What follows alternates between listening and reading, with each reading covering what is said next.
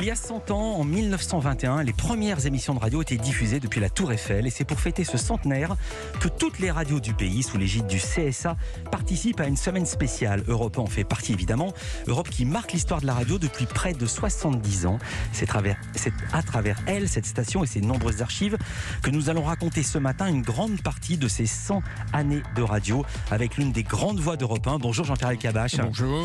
Très ému que vous soyez ici dans ce studio. Merci d'avoir accepté notre invitation. Je sais que vous préférez poser les questions que d'y répondre. Vous avez tout à fait raison. Voilà, mais c'est ce que vous faites d'ailleurs, interroger vos invités chaque dimanche, je le précise, à 19h sur CNews dans l'émission Repère. À 17h depuis à peu près un mois et demi. À 17h, je le note. C'est ce que vous avez fait pendant de nombreuses années ici à Europe 1. Vous avez mené l'interview du matin, animé les grandes interviews politiques. Europe que vous avez longtemps écouté avant d'y travailler. Europe que vous avez également dirigée. Tout ça pour dire que c'est une station que vous connaissez particulièrement bien. Avant de parler d'Europe 1, que représente pour vous la radio, le média radio? Je vais le dire en deux mots, la proximité et l'immédiateté. Et pour ça, la radio est tout à fait incomparable. Et tout en faisant de la télévision, bien que la télévision ait maintenant des moyens qui permettent d'être sur le terrain, là où il faut, quand il faut, de la manière la plus directe, la radio est incomparable. Et naturellement, je l'écoute chaque matin, à la fois vous, France Inter, toutes les radios, parce que c'est un élément d'information indispensable. Et Europe 1 maintenant spécifiquement, qu'est-ce que ça représente pour vous, en dehors du nombre d'années que vous y avez passé? Eh bien, d'abord, vous dites c'est un anniversaire. J'ai pas 100 ans. Hein. Quand je suis arrivé ici, la radio Europe 1 avait à peu près une vingtaine ou une trentaine d'années quand j'y suis rentré. Quand je viens ici, j'ai une certaine émotion, mais j'ai aucune nostalgie. J'ai une pensée émue, certes, parce que je suis dans le studio de Jean-Luc Lagardère, qui a, à un moment donné, repris la maison, redonné un souffle de liberté. On en parlera peut-être tout à l'heure. Bien sûr. On va même entendre des archives de vous avec Jean-Luc Lagardère. Vous l'écoutiez Europe 1, vous l'écoutiez quand vous habitiez en Algérie? Ben oui, toute mon adolescence, la radio pour moi c'était Europe 1, parce que d'abord il y avait des parasites, on n'arrivait pas à écouter la radio, mais on écoutait surtout à partir de 22h30 jusqu'à minuit. Et là je peux dire que j'ai énormément appris la profession, mais en même temps la vie institutionnelle, politique, les informations, grâce à une voix qui était extraordinaire pour moi et qui m'a beaucoup appris, celle de Jean-Claude Degé. Et c'est comme ça qu'on apprenait.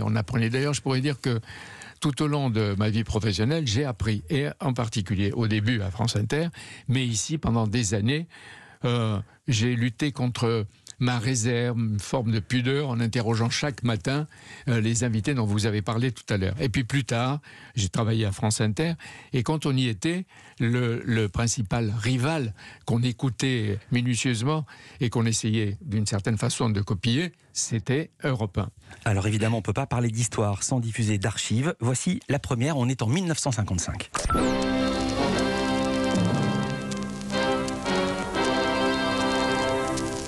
Ici Europe numéro 1. Hier ist Europa Nummer 1. This is Europe number 1. C'est le premier indicatif d'Europe 1, Europe numéro 1, 55 années de la création de la station par Charles Michelson, radio privée qui connaît rapidement des difficultés, qui est reprise par un homme d'affaires, fils d'un facteur de Dordogne, Sylvain Floirat. Il vous avait raconté avec son accent comment cela s'était passé, Jean-Pierre Elkabbach. C'était en septembre 1989, à l'occasion de son 90e... C'était tout à fait fort de le voir, et je l'ai même interrogé avec Marcel Dassault, et la rencontre des deux est un moment exceptionnel pour moi. Archive. C'est mon enfant chéri, monsieur. Vous ne pouvez pas savoir. J'ai passé 27 ans en Europe. Je ne crois pas d'avoir été plus heureux que j'ai pu être ici. Mais dites-moi, il y a une légende, je ne sais pas si c'est vrai. Il paraît que vous l'avez visité, Europe 1, qui venait d'exister, qui avait à peine 9 mois d'exister. C'était M. Michelson qui l'avait inventé et créé. Oui, vous vous êtes promené, vous avez vu que les gens étaient plutôt sympathiques. Oui. Il paraît que vous avez dit, je l'achète. Je l'achète, absolument. C'est comme ça. Oui. Vous pensiez que c'était comme un jouet, non? Ah non. Vous pensiez que ça allait devenir cet instrument de puissance? Non, j'étais sûr que c'était très sérieux. Hein. Ah oui. Quand on s'adresse au public et qu'on a le public, on a quand même une grosse responsabilité. Quelle était l'image d'Europe 1 à la fin des années 50? Et vous voulez dire quelque chose, Jean-Pierre Elkabbach? Non, mais je l'écoute avec beaucoup d'émotion, je me souviens, avec une voix différente. Et je me souviens de lui, j'ai assisté à une réunion avec lui, il y avait des énarques qui disaient de longs exposés. Et il les arrêtait, il leur disait « Non, mon petit ». Qu'est-ce qui reste? Le gras, je veux du gras. Et voilà, mais avec son accent. Vous me dites ce qui est marqué, parce que tout de suite, Europe 1 était un modèle, avec le dynamisme et l'audace de ses fondateurs. Et Maurice Siegel, vu qu'il y a un studio Siegel, c'est normal, Jacques Paoli, Jean Gorini, Georges Althusser, André Arnaud. Louis Merlin. J'ai encore dans les oreilles leur voix, le chant de leur voix. Et puis il y avait un style qui était direct, qui était chaleureux, qui était mordant. C'était des grands débats. Je ne vais pas vous dire qu'il y avait 3 débats, Mendes France, Michel Debré, à l'époque. Tous les grands venaient par là. Et puis c'était des reportages sur le vif, là où se déroulaient des événements et des drames, comme celui de mai 68 et la guerre d'Algérie. Exactement, la guerre d'Algérie, quel enchaînement. On est en mars 62 à Alger. On est rue d'Isly, l'armée française ouvre le feu sur des manifestants pro-Algérie française. Europe 1 n'hésite pas à casser son antenne, à diffuser des flashs spéciaux et à mettre en direct ses reporters sur le terrain. C'était complètement nouveau. Attention, ce qui suit peut choquer. Alors ne tirez pas.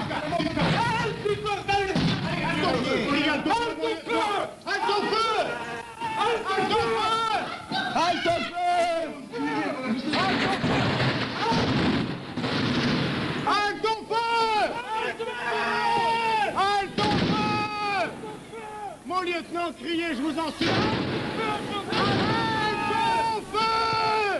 C'est complètement dingue, on entend halte au feu, 80 morts, 200 blessés, la fusillade de la rue d'Isly enregistrée par René Duval pour Europe 1. Entendre aujourd'hui de telles scènes n'est pas surprenant encore que, mais à l'époque c'était quasiment révolutionnaire. C'est encore bouleversant d'écouter ces moments, parce que c'était la guerre d'Algérie, c'était des Français qui tiraient sur des Français, et on voyait en même temps ce lieutenant qui criait un halte au feu qui est resté dans toutes nos mémoires lié à la guerre d'Algérie. Vous savez, les reporters à l'époque d'Europe 1 n'avaient peur de rien ni de personne.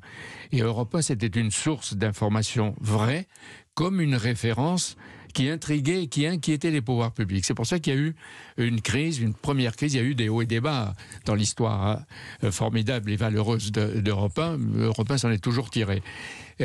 Et d'Europe 1, on l'a dit, Europe 1, c'est la radio de mai 68, celle qui rendait compte en direct quotidiennement des affrontements entre étudiants et forces de l'ordre dans le quartier latin à Paris, au point que certains la surnommaient Radio Barricade et trouvaient Europe 1 trop proche des manifestants, les autorités notamment. Comment le pouvoir a réagi alors, Jean-Pierre Elkabbach? Mais je n'étais pas là, mais je sais, j'étais à France Inter. Ouais. Je sais que les pouvoirs n'aimaient pas d'entendre les reporters qui étaient partout, avec Julien Besançon dans les appartements. On entendait les bruits de la rue, on entendait les bagarres entre les policiers sur les barricades avec les journalistes. Mais c'est pour ça que j'ai dit qu'au bout d'un moment, Jacques Chirac est arrivé en 74 et d'un seul coup, il n'y a plus eu toute l'équipe qui était là et qui a été remplacée par ceux qui allait créer une grande période avec mon cher ami Étienne Moujotte, avec Gildas, Maryse, Julie, Catherine Ney, Carrérou, et Dacier, Jean-Claude, et que tout le monde écoutait. Et puis, avec Étienne Moujotte, nous avons créé une association qui était unique, le service public Antenne 2 et Europe 1, qui ont fait un mariage pendant 4 ans et demi. Et là, nous avons réussi des tas de prouesses. Et puis, toutes les soirées électorales pendant cette période a eu lieu entre les deux maison et rédaction. Vous arrivez en quelle année à Europe 1 ? En 1983. Ouais, parce qu'en 80, ça se passait comment ici à Europe? C'était un petit peu différent. 80, j'étais loin, j'étais surtout à la NPE, au chômage. Mais je sais ce qui s'est passé en 1983, quand moi je suis rentré ici avec émotion, avec une certaine crainte, il fallait être à la hauteur, et en même temps avec de la fierté. Mais le 10 mai 81, et à partir du 10 mai, il y a un nouveau pouvoir qui s'installe. La radio Europe 1 va changer de statut et elle va passer sous le contrôle de gouvernements socialistes un peu zélés et jaloux. Et alors, les durées des journaux, qui étaient 20 à 25 minutes, tombent à 8-10 minutes. Il y a une réduction des journaux. Il y a d'autre part des éditorialistes copains qui s'installent et qui remplacent les voix d'Alain Duhamel, de Jean Boissonnat. Et si vous voulez, à l'époque, plus on parlait de liberté, moins on l'appliquait. Mais ça, je peux dire que c'est un classique. Et à ce moment-là, Europe 1 a perdu une partie de son leadership, son audience et sa crédibilité. Dans les années 80, l'État était encore actionnaire d'Europe 1 et finit par vendre ses parts en mars 86 à Jean-Luc Lagardère, qui était entré au capital d'Europe 1 en 74. Et à l'époque, il était interrogé par Michel Grossior, Jean-Luc Lagardère. Je ne vous cacherai pas que j'ai un grand faible pour cette maison. J'ai tout de même contribué à un certain moment à la positionner au niveau où elle est aujourd'hui, mais on peut faire encore mieux.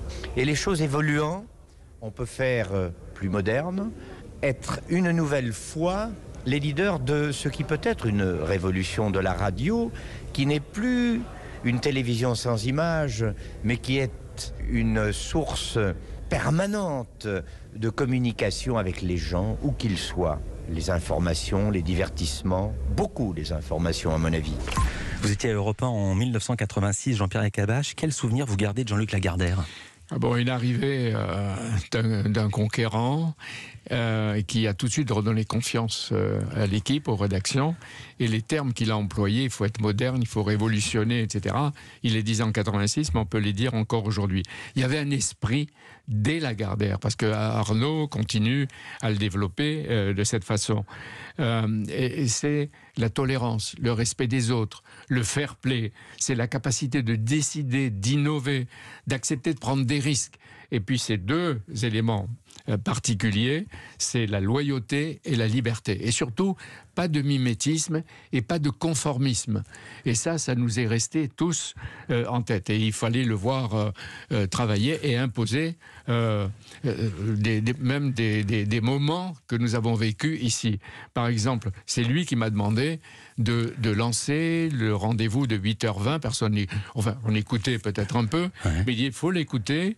Et je l'ai fait pendant 30 ans, à 8h20, ce qu'on a fait, qui est aujourd'hui d'autres journalistes comme Sonia Mabrouk, ou à France Inter, quelqu'un d'autre, Léa Salamé. C'est le carrefour maintenant sur toutes les chaînes. Absolument. Moi, je me suis absenté 3 ans, le temps de présider et de transformer la télévision publique. France Télévisions. Je peux donner une anecdote à propos de Jean-Luc Lagardère. Au dernier moment, quand il s'est agi de se présenter devant ce qui était le CSA de l'époque, j'avais eu peur et je voulais plus l'aider. Et je prenais un petit déjeuner comme je le faisais régulièrement avec Jean-Luc Lagardère chez lui. Et là, j'ai dit, j'y vais pas. Et je me suis fait engueuler comme jamais de ma vie. Et il m'avait asséné une phrase que j'ai jamais oubliée. Un homme de Lagardère ne descend pas de cheval avant la bataille. Je suis resté à cheval. On a parlé de l'information, on va dire un mot juste pour entendre un son, parce que je voudrais aussi qu'on parle de Coluche. Salut les copains, voici ce qu'Europe 1 avait créé.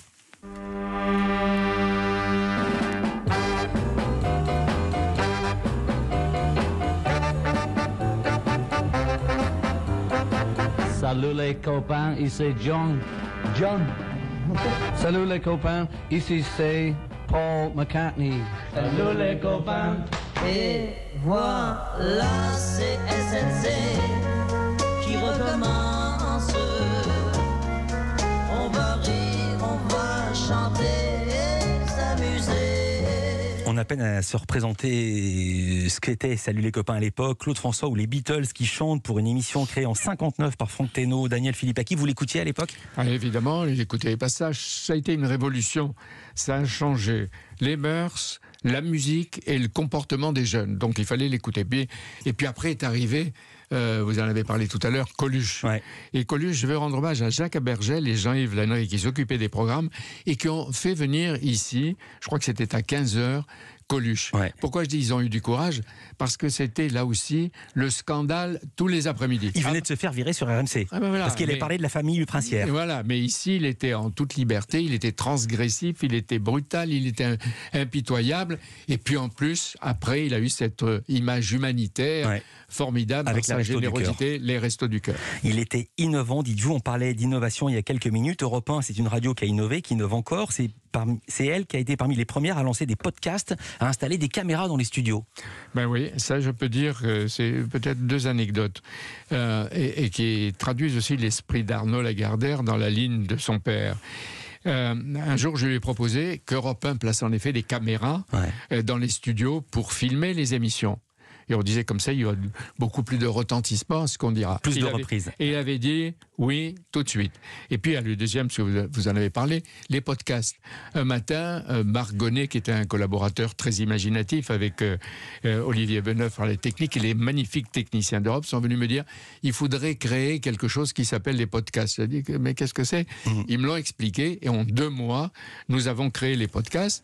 Et là encore, Arnaud m'a dit vas-y, on te donne les moyens, et c'est ce qui a été fait, après copié par d'autres radios.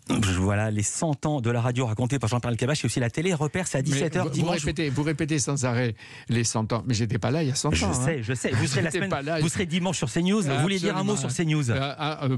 J'ai envie de dire plus qu'un mot de CNews qui est souvent attaqué. Vous savez que ça tourne, l'horloge. Je vais vite. C'est une plaisanterie d'attaquer CNews. Et je dirais même c'est une absurdité. On dit ça imite Fox News. CNews n'a pas besoin d'imiter quoi que ce soit. Aujourd'hui, le problème, c'est qu'elle est imitée. Parce qu'elle gagne en audience, elle menace le leadership de ceux qui vivaient dans le statu quo immuable. Et il y a peut-être mais peut-être vous voulez me faire une critique. Là, non, pas du tout, j'attendais. Non, vous m'avez dit, je veux dire quelque chose sur CNews, et j'étais extrêmement curieux de savoir ce que vous voulez dire sur CNews. Parce que les téléspectateurs... Parce que c'est peu dire qu'elle est attaquée en ce moment. Mais oui, parce qu'elle est jalousée, parce qu'elle est en train de monter et de s'imposer. Vous savez très bien ce qu'on dit. On dit que c'est une radio de droite qui donne la parole je me fais l'avocat de ses contempteurs, qui donne la parole qu'à un type de parole. Vous voyez que vous aviez quelque chose à dire et peut-être des critiques. Elle donne la parole à tous. Et quand on parle de Pascal Praud, il est en train de battre des records, même le soir, en contre-programmation avec les émissions de télé, les journaux télévisés. Et je parlais d'Éric Zemmour. Mais ce qui veut dire, il y a les auditeurs, on ne les amène pas, ou les téléspectateurs, avec des menottes pour regarder. Ils viennent parce qu'on leur parle sans maniérisme, parce qu'on ne répète pas toute la journée la même information, ce qui banalise les drames, parce qu'on organise des débats ouverts et qu'on recueille des interventions multiples et diverses. Quant à Zemmour, il reçoit Jacques Attali, Hubert Védrine, Jean-Pierre Chevènement, les gens. Si on n'est pas content de lui, qu'on vienne discuter avec lui, qu'on ose débattre avec lui. C'est le sujet éternel. Malheureusement, on pourrait faire l'heure entière là-dessus. Merci Jean-Pierre Elkabbach d'être venu nous voir. Vous serez sur CNews dimanche à 17h et on était heureux de parler de radio avec vous. Bonne chance à Europe 1 pour son avenir.